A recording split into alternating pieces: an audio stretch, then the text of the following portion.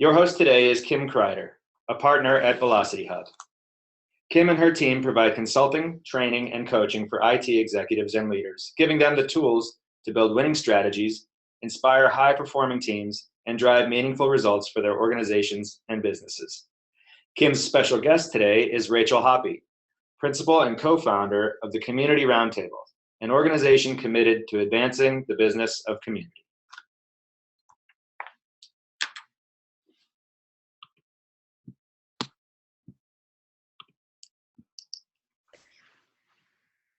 Well, hi, Rachel. Hi, Kim. Thanks for having me today. Oh, it's great to see you there. And looks like we've got a few folks that are logged in already. We may be getting a few others connecting in a few minutes. I see the numbers keep going up. We've got at least one phone call-in listener, so that's great. I really want to take this opportunity to say right up front how much I appreciate you joining us for this web talk series, Rachel. This is our second HUB&Spoke series that we've had so far on leading digital transformation. And really what this series is about is trying to understand how organizations are going through the process of leveraging digital technologies to fundamentally enhance the value that they deliver to their customers, their partners, their users. You know, we see it, and the reason why we have so much popularity, I think, around this web series is that everybody who's on this web talk series, whether they're dialed in directly here today or they're looking at the video after the fact, are working in organizations with organizational leaders across all sectors who are quickly realizing the value that's out there, the opportunity that's out there to take advantage of technology in new ways, to enhance the customer experience, to improve business models, to innovate new processes, and to fundamentally deliver capability in new ways to capture competitive advantage. So your organization, Rachel, the Community Roundtable, we're so excited to hear about your organization, seems to have seized on this whole idea of digital transformation and leveraging essentially social technologies inside the organization as a way to create engagement and fundamentally create community that is another aspect of delivering value for the company in new ways. And we're excited to hear about that. As we get started and as we get into this today, could you tell us a little bit about the Community Roundtable? Sure. And how did it get started? Well, so backing up, there's a couple of things in my background that came together brilliantly. Along my career, I didn't know where it was all leading, and then all of a sudden it all made sense, and it brought me to start the Community Roundtable. The first of which is my mother was a community organizer back in the 70s and 80s. My father was a congregational minister, and in that church, the minister could be hired and fired by its congregation. So you led by tacit authority. Kind of zoom forward a number of years, and I was in tech. I was a product manager. And then I was an analyst at IDC, and I started their social software technology practice and did the first forecast of that market over a decade ago now. And looking at all of that, and I did a stint both in the Pentagon and as a management consulting, looking at new product development and supply chain operations. Wow. You wrap all of that together, it makes no sense, but it does in this world, because the changing dynamics of communications, the fact that they're flattening out and becoming networked, changes how we organize to deliver value, like, period. And so if you look at the world we knew, we thought it was a world of scarcity. And it was a world of communication scarcity. It was hard to find other people and to build relationships with them and communicate with them. We now live in a world of information abundance. And that changes everything from strategy all the way down to tactics. But our mindsets are still fixed in that scarcity, zero-sum game, competitive world where everything is very, very highly structured. In 2009, when I was kind of sifting about, I was looking out at the market and I was saying, you know, these community managers know more. Can you see my screen? I'm sorry, I'm struggling with technology a little bit. We can see you. Okay, I did not effectively share my screen then. There we go. There you go. We were looking out and we knew a bunch of community managers who were running these big online networks. And I looked at them and I said, they have the secret to what the market needs. I saw the explosion of people adopting social technologies and slapping them on traditional processes. And I said, well, you're going to get some marginal value from making that old style process, that linear process, transparent, but you're not going to release all the value you can get unless you really create networked processes. And these community managers knew how to get what they wanted productively from a business outcome perspective from these huge networks where they couldn't tell people what to do. And a lot of these big networks originally were in the gaming industry and they were in software support, so customer support communities. And so when we started, the first thing that we did at the Community Roundtable is create a community of community professionals, because at the time, everyone was like, well, it's this art that you're just good at and you know how to do. And I was saying, no, it's got to be a skill set. And if it's not, we can't scale this market opportunity. And so we got them together and we started learning with them, and we started doing research and saying, how do these people execute on this? And the first few years of our research was very qualitative. And in the last few years, we've really made that quantitative. And so now we can benchmark processes and say, this is where your gaps are, this is what you do well. And we do community readiness audits for companies that don't have a community yet, but are engaging in a lot of different channels and saying, are you really ready from an engagement perspective to kind of host your own, or you still need to work on the early engagement aspects? So we have that community, but we do obviously do a lot of advisory and coaching. We have a lot of training. We have the benchmarking assets, and we have the research. It's what we're best known for. That's fascinating. You know, just the fact that you've kind of come to this idea that communities are places where information comes together and can be made available and can create knowledge and engagement inside organizations, whether they be a single organization or a very dispersed entity. And how then do you leverage that and maximize that in a way that can further your objectives? Yeah, and I would go one step further and say communities create your truth. And so if you're not intentionally managing them, you don't know what truth your community is creating on its own. Right. So the only way to control both your internal network and your external network, so we work with a lot of companies on both sides, internally and externally, you really want to have a point of view in that truth making, or you're really at risk. Yeah, because you really don't know what the community is professing about itself. If you don't ask them, you don't know how they really feel. Right. So let's dive in a little bit more on community management. Yep. As a discipline, because I heard you say that you saw the need to really kind of put some structure around this idea of community management. Can you help us understand a little bit more about what community management is? Yeah, so when I watched my father operate, which was totally undigital, he had to get what he wanted without telling people what to do.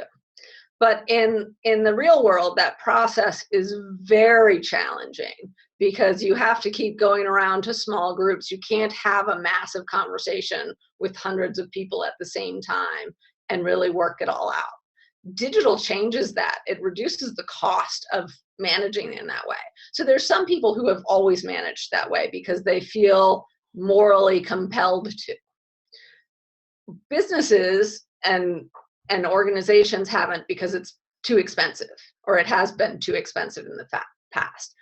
But that's essentially what community management is getting what you want without telling people what to do, by creating an environment that makes it easy to do the most behaviors, makes it difficult to do destructive behaviors, and really rewards the constructive behaviors. So you're not telling people what to do, but you are putting a you're creating an environment where some things are much easier to do than others. And to really define the scope of that, we created this community maturity model that basically said, you know, there's all these competencies to doing that well, and you can't switch from a hierarchically led organization to a networked organization in one fell swoop. There's too many changes and too much behavior and point of view and operational systems and tactical systems that need to change.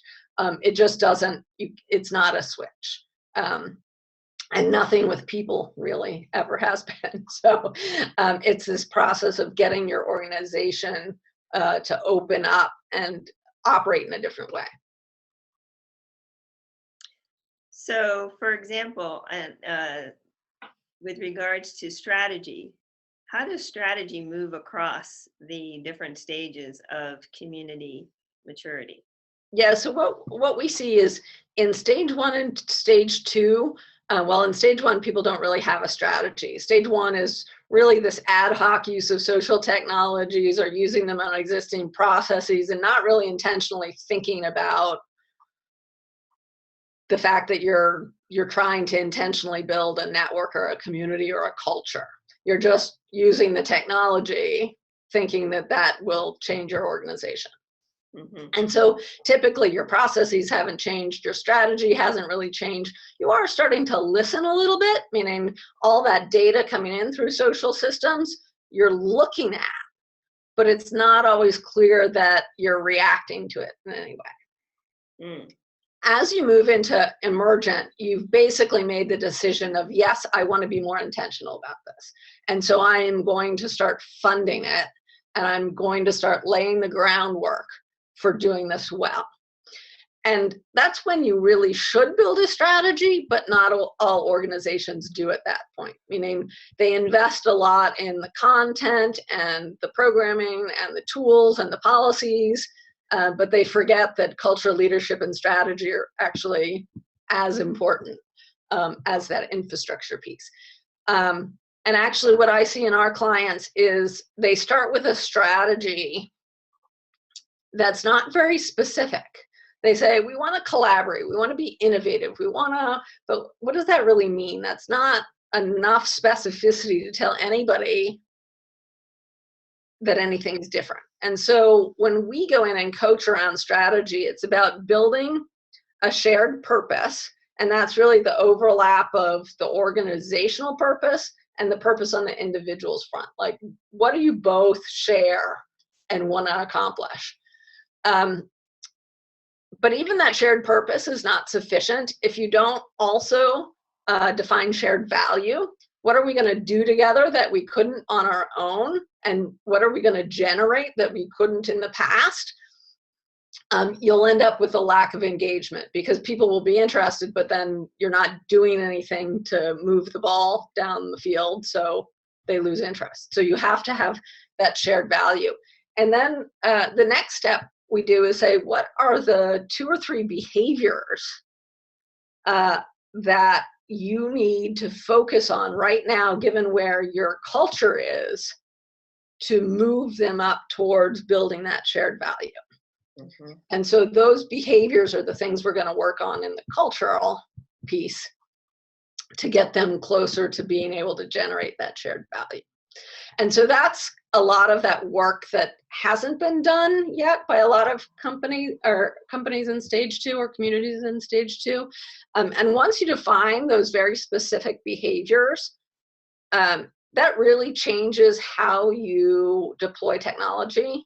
It changes your policies. It changes your measurement so that you're actually measuring to your strategy versus measuring views or shares or I don't know what.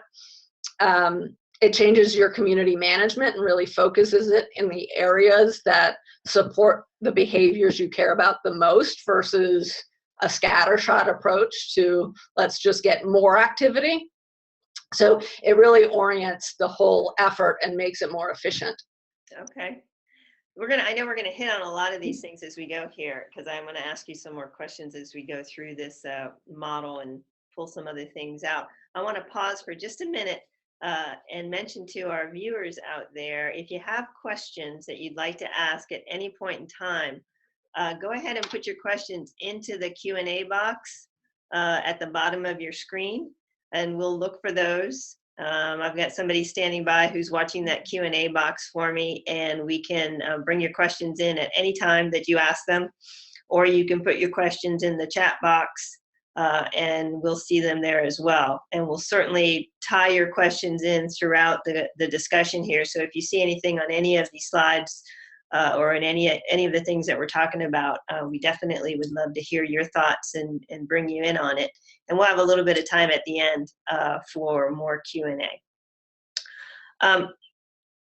So we're going to jump through this model a little bit more. What I want to ask you, Rachel, is whose job is it really to create communities and do community management? Well, that's an interesting question because there's a lot of people that are involved. But ultimately, if it doesn't come from the top of the organization, you hit what John Stepper calls a grass ceiling, meaning everybody on the ground floor wants to work this way, and the structures and the leadership just tamper it down because they're not evolved. So you're gonna really hit a ceiling if the executives aren't involved in it. I will say that as much as leaders have to transform themselves, the average employee also isn't used to working in this environment. And so everyone in the organization needs to change how they think about their work and their own work. And a lot of the struggle here is helping people really take ownership of their own work product and not have somebody to kind of blame or have told them what to do, and therefore it's not their responsibility to own whether it works or not. And that whole conversation and dialogue around culture it takes a long time. This model implies that there is a mindset shift, right? And I think you talk about it a little bit in that leadership line with regards to how leaders would approach the development of an engaged community within their organization, going from a more traditional command and control, hierarchical kind of a community to really this more distributed and networked community, and really trying to leverage the power of the network. As you pointed out early on, if we're in this information-rich environment, everybody's got some bit of information. Particularly if you're in a very large, dispersed organization, it requires a shift in mindset on the part of the leaders, and as you just suggested, on the part of everybody in the organization. Can you talk a little bit more about that and that leadership shift that has to go on? Yeah, I think in the past, leaders have taken the I know the most, and so I need to make the decisions about things. In today's world, in this world of information abundance, you cannot know everything you need to know to make all decisions. And so you really want to push decision making down to the edges. And the military has a term that I really like called shared situational awareness. And what that is a shared understanding of your purpose as an organization, your strategic imperatives, what's outside the boundary conditions of what you want to do, and what are the ideal things that you really want to focus on. If everyone in the organization has that shared understanding and context, then you can push decision making down to everyone and say, you know what the context is, but you're the only one that has the inputs coming at you on the ground. And so use your intelligence to make a good decision. Okay. And in the end, that shared situational awareness is really expensive to build initially. And that's a big hump to get over as an organization. It's a big investment.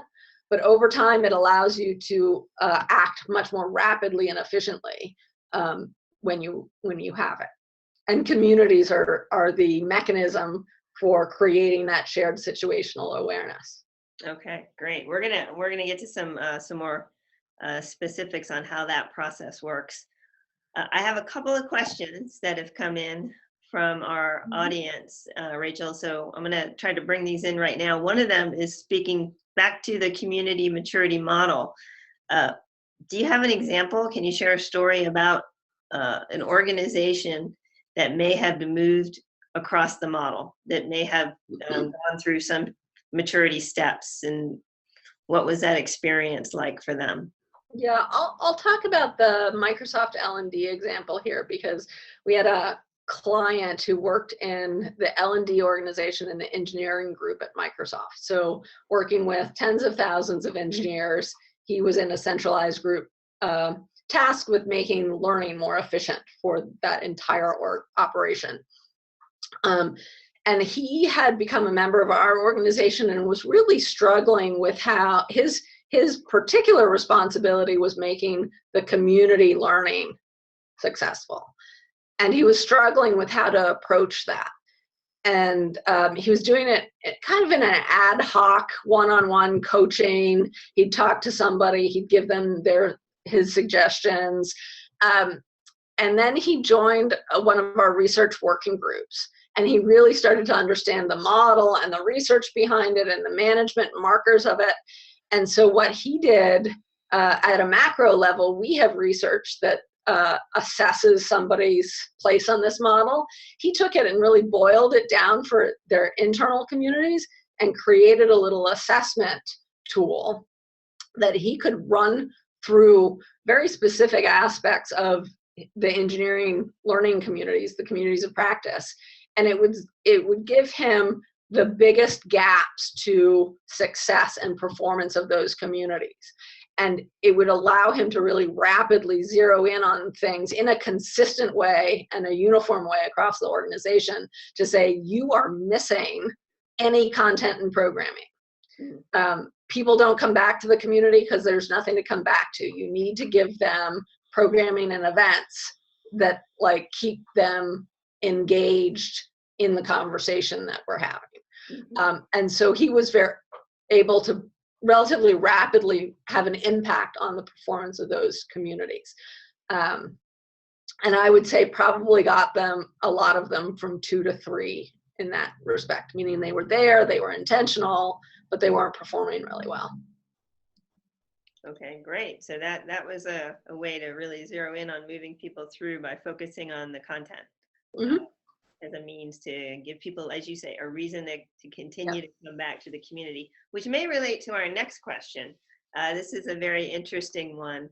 It's a long question, so I won't read the whole thing in entirety, but it's from Dr. Mark Adkins, who's on the line with us.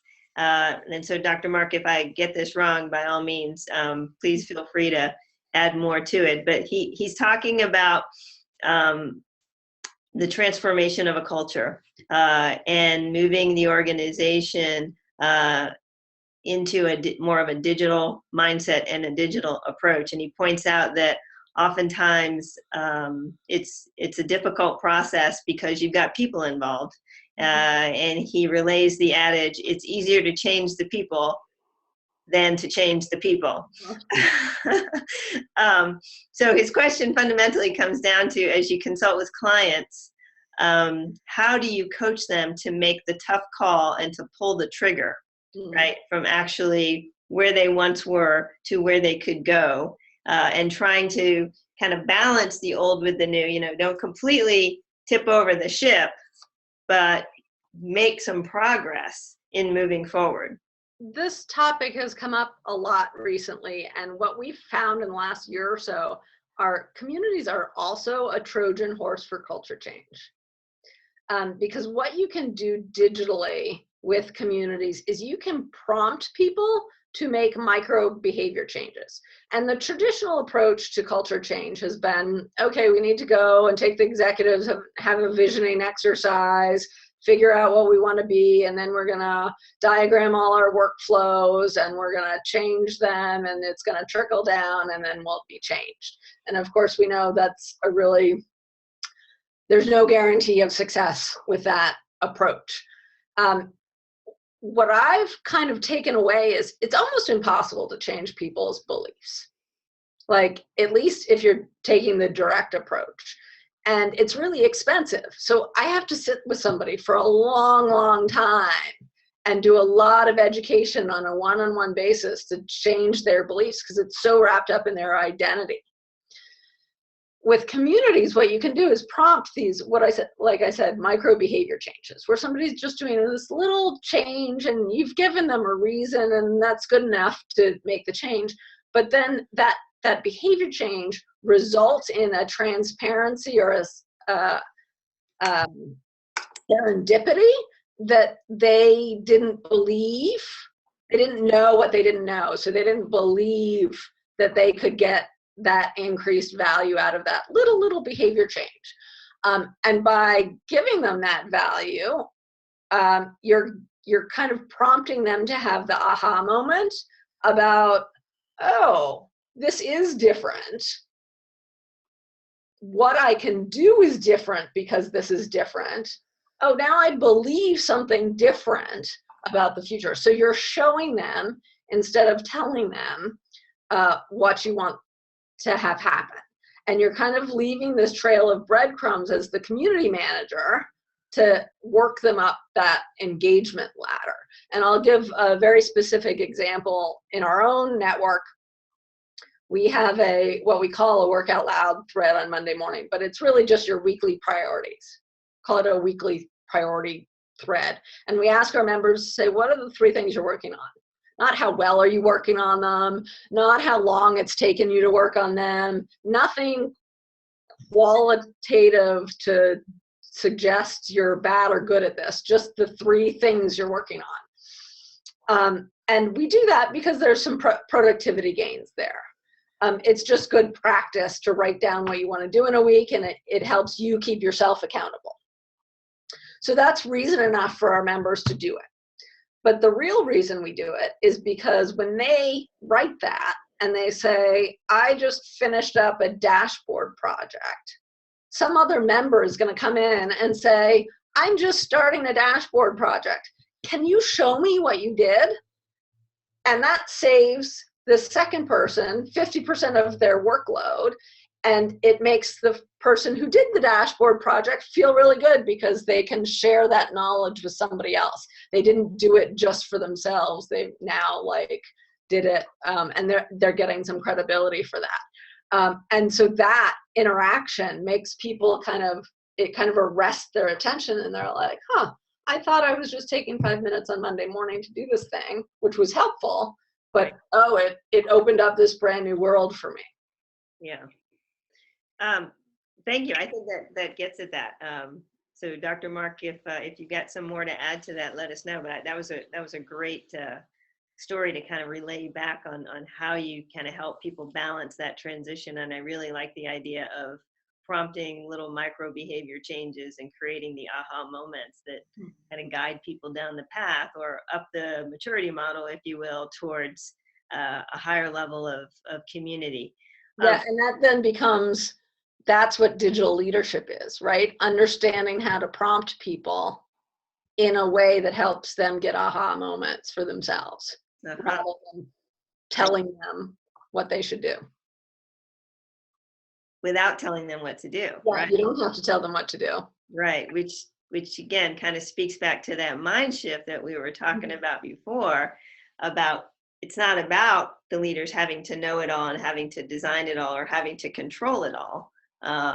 It's about creating opportunities for others to take control. Yep. And contribute. How do you avoid chaos in that? Well, by structuring, right? So a lot of people in the community space even, I think, tend to throw the baby out with the bathwater. And I'm like, structure, the way to think about the right level of structure is if it's a prison cell, it's bad. If it's a trellis in a garden that helps the flowers grow, it's good. And so it's finding out the level of structure that feels supportive versus confining. Okay. So kind of more of that gardener approach, maybe. And yeah, and one thing that I also learned a while back, and it was actually in mentoring and tutoring young kids, and they were at-risk youth, you couldn't actually give them negative feedback because they were so defensive. Like it just shut, like you couldn't tell them what to do. Until the point where they thought you were so supportive, like you had their, if they felt like they knew that you had their back, they knew that your intentions were good, then they would listen to you. But it took a long time to develop that trust before you could start giving them constructive feedback. And I actually think they're like a lead user in new product development. They're a little more extreme than your average adult, but I think we all have that same dynamic. It's just adults have more artifice. So they're less likely to explode in your face, but they're still not going to do what you ask them to. They just won't give you that immediate negative feedback. Right. Okay, great. Let's talk a little bit about this process of evolving communities. And you sort of touched on it earlier, because I want to kind of get into the social technologies aspects and what are some of the things that people might be doing in their organizations to go from an immature community to a more mature community. How does work change? How does life change in these organizations that are going through a process of more engaged communities? Yeah, I'm going to switch. We kind of discussed that, but I'm going to switch to our Work Out Loud framework because it's instructive for talking about. I'm kind of an incrementalist in this change process because I don't think you can get from A to Z. You have to bring people along with you. And that's always the thing we forget. We think we can just decide on the change and roll it out, and we leave most of our people behind. And so what we do in communities, and it's interesting because I created this framework to really pick apart engagement for my clients. But then after I had done it, I realized that one, we can start to measure culture from it. And if we can start to measure culture from it, we can start measuring the leadership effectiveness. So if you go into your organization today, you may not have social technologies at all, but you could use this model and say, how many people are exhibiting this kind of work behavior? And I'll go through this model briefly. Validating is really viewing, liking, sharing other people's work, responding to other people's work. This is a very authoritarian model of, I'll give you something, you'll look at it, you may respond to it, but it's a very kind of, it's the other end of a transaction.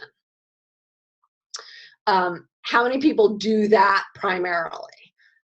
Sharing then is the next step up. And actually sharing is one of those behaviors that's very awkward to do without social technology. Meaning I'm not going to take a piece of work that I just completed and email it out to 200 colleagues because they might be interested in it.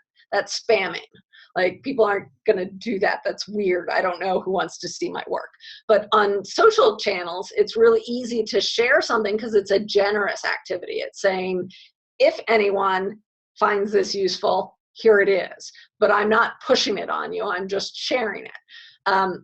People do that today in brown bag lunches, in town hall meetings, in We have communities of practice offline where people get up and share how they went through a workflow. So that sharing does happen, but it's a little more structured today. And at the top of each of these, I talk about the cultural artifact that comes from this. So validating creates a comfort in, I know who I'm talking to, I know who all the players are, I kind of have a sense for where I am. Once you start sharing, when you get validation back from that, you start feeling connected to people. I'm connecting to people who my stuff resonated with. And once you're connected to people, you're a little more willing to ask and answer out loud. So I'm willing to ask questions and show some vulnerability about what I don't know in an environment. And when I get positive feedback from that, meaning I get answers, I get support, whatever it is, I start having a trust in the culture that I can be fully open, that I can expose myself without getting ridiculed. And once I get to that level, I'm more likely to explore out loud, ask open-ended questions that like is not on my task list today, talk about ambiguous issues that may not have a answer. And that culture is very rare, but like you can have all of these things without social technologies. Social technologies just reduce the cost of developing them and the ease of doing them. And you can see them, so you can measure them, and then you can prompt them. And so community managers, this is essentially the engagement ladder. And if I measure my culture, I can say, well, you know, we're really stuck in this validate stage or the share stage. And so all of my programming and prompts as a community manager is targeted at just the next micro change up for those populations. I'm not going to prompt asking and answering if people aren't even validating or aren't even sharing, because that's too much of a behavioral leap for them. And then you can measure each of these stages just looking at the incident rate in a population and then the number per capita behaviors in the population, see how broad and deep that behavior is. And so just by measuring it, you can start making more effective actions to make that change. And so then you ask where to start. I look at different pockets of culture in your organization and say, where are some of these higher order behaviors already happening without the social tools? Well, they're the ones that are more likely to get to success faster, get me a small successful pilot, than the pockets in my organization that are really just validating and have a very hierarchical structure. So I pick out those pockets and say, let's start with them. Let's get some early wins. Let's show people exactly what this looks like, because most people can't project what they can't see.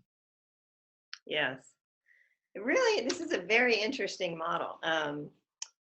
Or framework, I guess, that builds upon the earlier maturity model, and I can see how they align with each other. The goal being to get everybody, you know, to see if you can get more organizations into that partnership mode, or groups of people into that partnership mode where they're actually exploring out loud. That's where innovation would happen, right? That's where people are just putting ideas out there, what if, and people are actually responding to those kinds of things. But to get there, it makes a lot of sense the way you've broken it down. You've got to have a certain level of comfort that it's okay to say, yes, I like this, or I don't like that. Some organizations, people just don't feel comfortable just giving general feedback. Yes, I like it. No, I don't like it.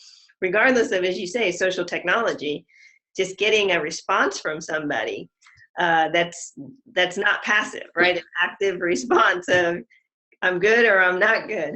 And then a lot of damage in this area. There's a lot of executives behaving badly. Like people will have an issue that they're discussing online, and it's not disrespectful, but it's a issue. And so many of our clients, there will be one executive who will come to HR and be like, take that down, erase it. And you're like, no. That doesn't allow the community to feel like they can have this conversation there. And you actually want to see these issues. Yes, because they're there. Because they're there whether you see them or not. Right. Right. And then you can get people to be more willing and open to share things that they might have, because they have a certain level of comfort that even if their idea is not an idea that everybody might grab onto, they're still willing to put it out there. And somebody might grab onto it and take something with it. And then there's that asking and answering out loud, where people are willing to put questions out there and help each other answer questions, which I think that's when you start to see organizations really starting to see. Now, I know it definitely makes sense that you could see organizations going through this process and a reflection of a culture that's evolving to becoming more of a tight-knit, innovative community without having social technologies. But you also made the point that social technologies give you some benefit because there's a general ease of use. People are becoming more and more comfortable with social media, social technologies, because they're becoming more of a fabric of our everyday life outside of work. And there's a certain measurement aspect that goes along with it. I would say it's the scale aspect too. Okay. So all of these behaviors happen in the organization, but they happen in real life. So they happen in somebody's office, in a conference room, and so they get exposed to the people in the room, but everyone else can't take advantage of them. And so that's the real power of technology, is it allows this behavior to be seen. And so, you know, our research shows in communities, for every answer that is provided, an answer is accessed 31 times, because it's transparent and it's available to the network forever, versus it happened in a conference room and once it's done, it's done. Or an email where it goes to die in somebody's inbox. That is a great ratio. For every answer that is provided, an answer is accessed 31 times. So there you go. That's compelling, right? That's the geometric value growth of communities. Right, then the scaling. Are there technologies that you found that organizations should be thinking about? Is anybody leading in this space? So the market is at an interesting place right now. There's some big independent vendors that really have social community platforms. So Lithium and Jive, that end of the market, they're really expensive. And I think Salesforce and Microsoft have simpler solutions that are easier to adopt initially, but harder to manage long term, meaning they get very noisy very quickly, the stream-based technologies, but they're very cheap too. Salesforce and Microsoft are kind of packaging them in with everything else. And so I think they're becoming more popular, but I think there's some limitations to them, because in neither case do they have good content management. Sometimes enterprise search doesn't extend to the social channels. The analytics isn't great. And so you end up not having a lot of the controls that you would like to enable the environment.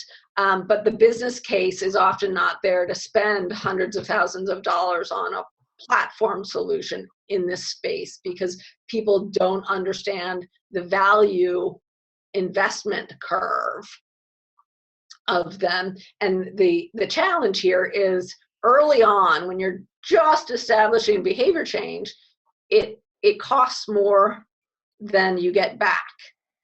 So it's a geometric curve. It costs more than you're returning, but it's a compound growth curve.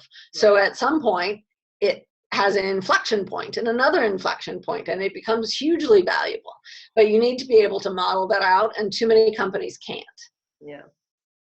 And so they get stuck with very cheap technology that doesn't really, it doesn't really do as much heavy lifting as other technology would. When organizations come to the community roundtable, your clients, what are some of the things that they specifically that you have found that they're commonly asking for? It's interesting because only in the last I would say 18 months have we started to do strategy ahead of technology rollout, which doesn't make any sense in any discipline, but so be it. That's how the market has evolved. But usually they're coming to us when there's been a failure, meaning it's not taken off, or it's taken off in the wrong way, or it's a mess. And I have 5 risks of poor community management, and I'll try and remember them all. One is a ghost town, like they're getting no engagement and they don't understand why.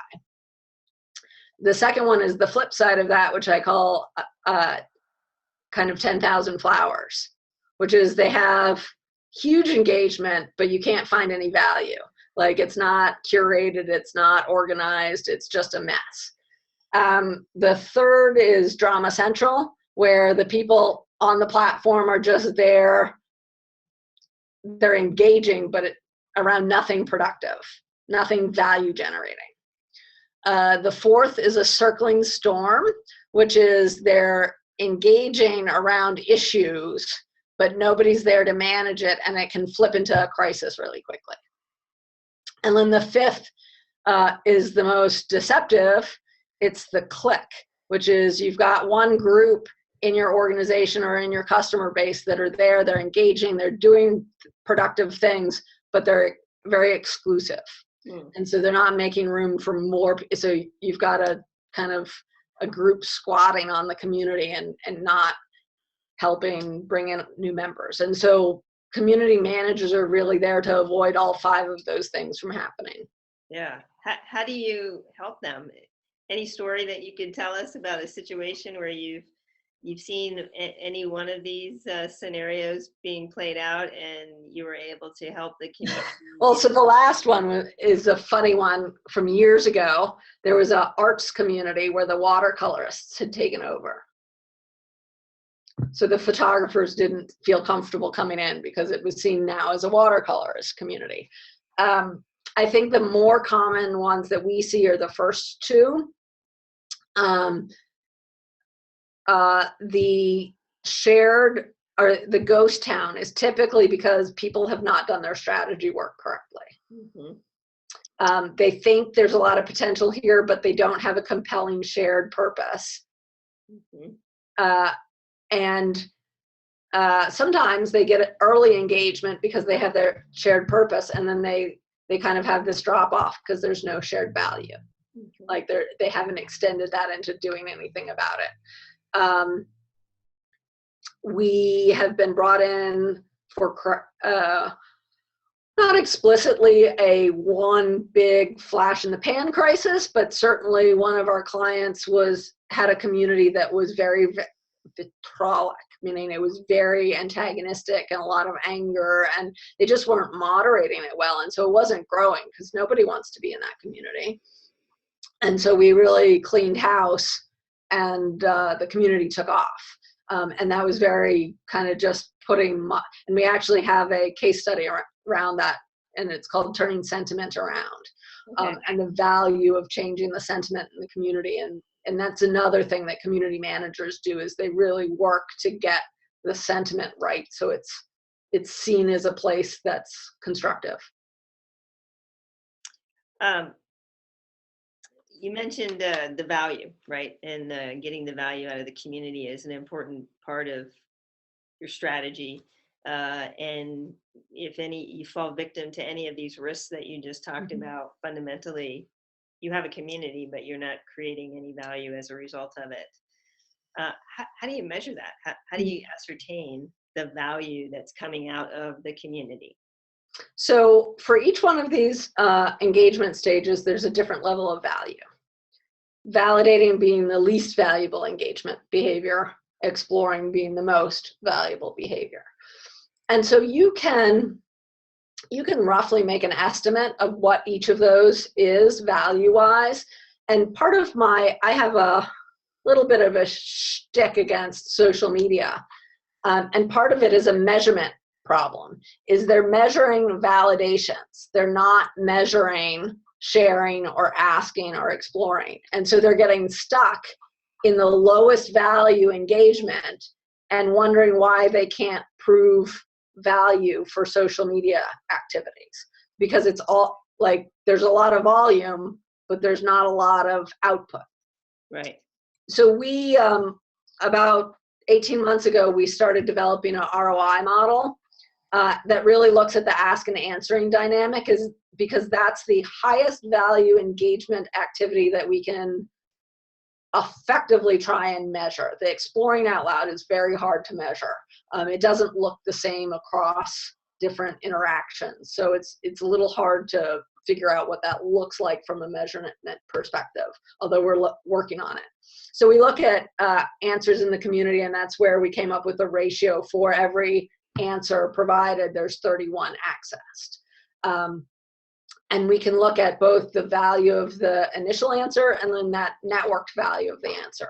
And that's the basis of how we look at value. Does that value equate to any kind of a bottom line? So here's the challenge with us, is that our ROI model is meant to be a generic model for all communities. If you want to apply that to a specific workflow, you can do that by looking at the workflow as it's done today, looking at how many questions and answer cycles are in that workflow, how long each of them take, and so you can get a cycle time and a profitability number for that workflow. And then you can say, okay, with a community offloading some of those questions and answers to a peer support dynamic, does that shorten the workflow? Does it change the profitability? And the easiest one to see is customer acquisition. If you look at that, early on, leads come through content, and then at some point they get handed over to salespeople. And when I have a specific question, I ask a salesperson. Well, that salesperson, to answer that question, typically goes scampering around their organization trying to find the right answer to deliver it back to the customer. That cycle probably happens 20, depending on the complexity of your product, might happen 20 times, it might happen 100 times. That's a really heavy, expensive process.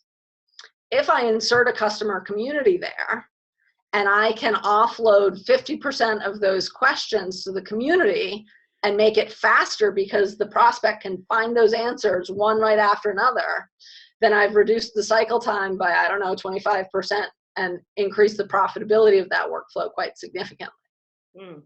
So that's the example of applying it to a workflow, but we don't do that per se at the general level. Okay. One of our viewers just posed a question here, Rachel, regarding the 5 community problems or the 5 risks that you talked about earlier. Is that some information you could share? Do you have a slide on that here, or can we make that available? I don't have it here, but there's a community management fundamentals deck that is on SlideShare. So if you Google community management fundamentals, there's a whole slide deck on that has those 5 slides in it. Okay, great. We'll get that out to everybody. We're getting close to the end of our time.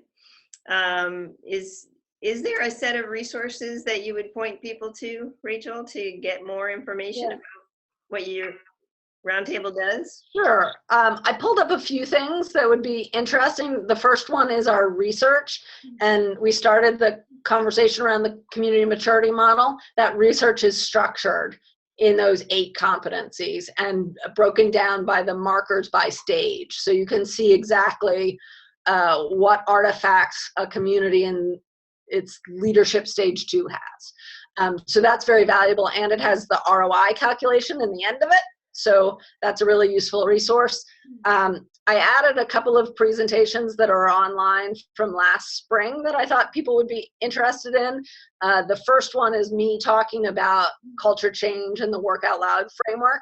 And the second one is a CIO from Shepley Bulfinch, which is an architecture firm, who took that model and created dashboards for their internal network around that model, and that's online too.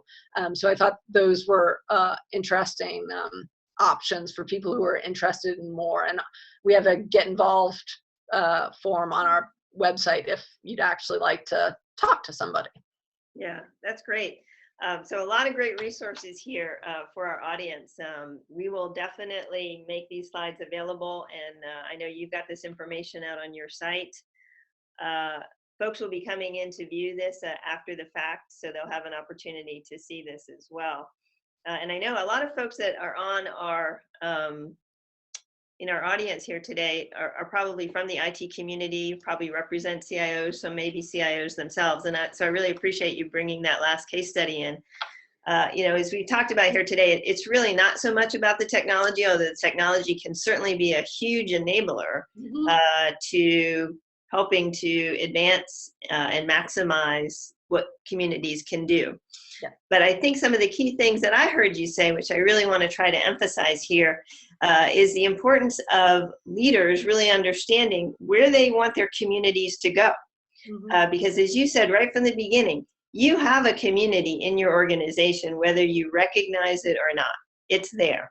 It's a living, breathing, talking organism. And what it's saying may or may not be the things that are going to be helpful to your organization's goals and objectives. So what kind of a community do you want to be able to create? What's going to help your organization move forward?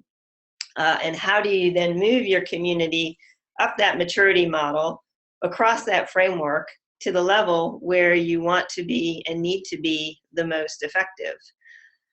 You've given us some really great tips on how to do that and things for organizations to think about as they go through the process.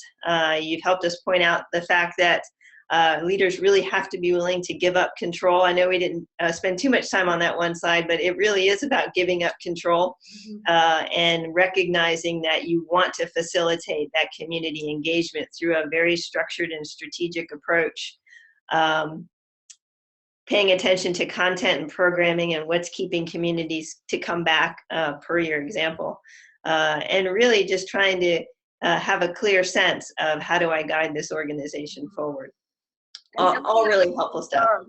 You have to give somebody the job of making sure all of that happens if you want it to. That's right. I'm going to go ahead and share my screen here for a minute with the rest of the group. And what I want to highlight here is that, you know, this really all comes down to a leadership challenge.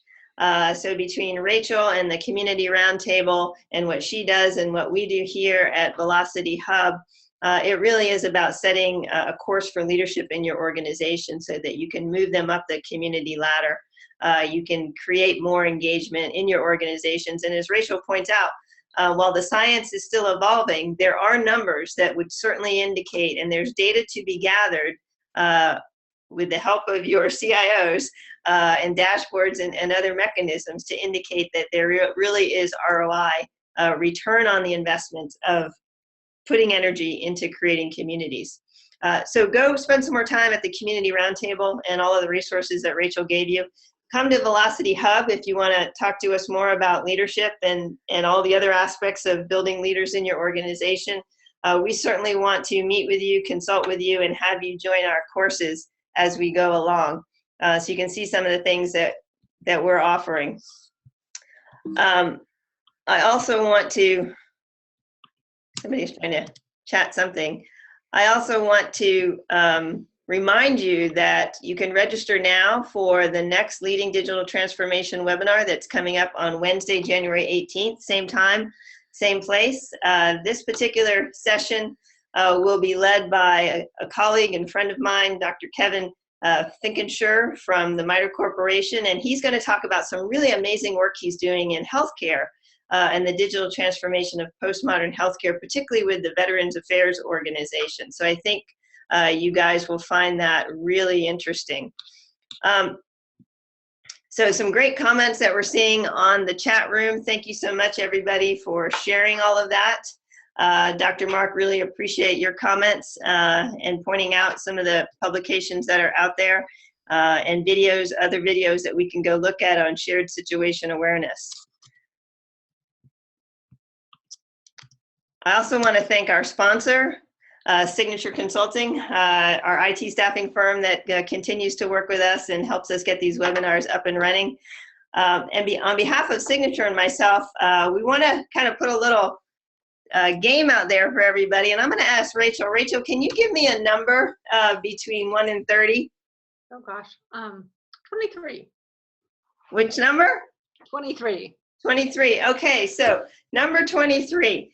We're going to send the number 23 person who is on our webinar today, who logged in, and we will have a list of all the people that have logged in and time hacked on the time that everybody logged in. So if you were the number 23 person that logged in today, we're going to send you a special prize, a special Christmas present that will include some kind of gift certificates and some fun things. So number 23, today is your lucky day. Happy holidays on behalf of velocityHUB, Community Roundtable, and our sponsors from Signature Consulting.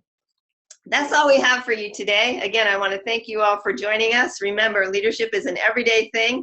It's up to all of you leaders out there to create communities and to engage your staffs in effective ways to maximize the value that you provide to your customers and to your stakeholders and to the organizations that you're trying to serve. Thank you, Rachel, for a phenomenal discussion today. We really do appreciate it. This recording will be made available immediately after today's event, so it will be posted for everybody. We'll send you the link. Thank you all for participating. It's been a great session, and we'll see you in January. Happy holidays, everyone.